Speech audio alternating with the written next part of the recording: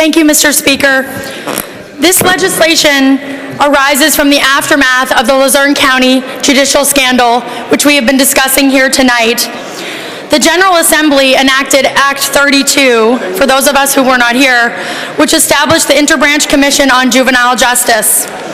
The purpose of this Interbranch Commission was to determine how the Luzerne County juvenile justice system failed, to restore the public confidence in the administration of justice, and to prevent similar events from occurring in Luzerne County and elsewhere in this Commonwealth. When the Luzerne County judicial scandal occurred and the juvenile justice scandal was brought to light, people asked themselves, how did this happen? People in our communities ask themselves what could be done in order to prevent this from ever happening again.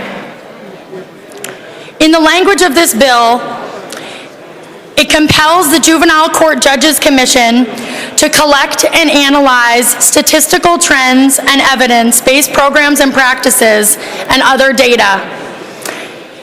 And simply, Mr. Speaker, the types of data they include the number of dispositions, the number of court cases and how they were disposed, the number of juvenile detention centers. Dispositions by county are listed so that you can actually see how many juveniles are going away in each county. They are divided up by gender, race, and ethnicity, and it includes include waivers of counsel and children who went before judges without counsel. And in the juvenile cases in Luzerne County, there was an exorbitant amount of children in our county that were being sent away.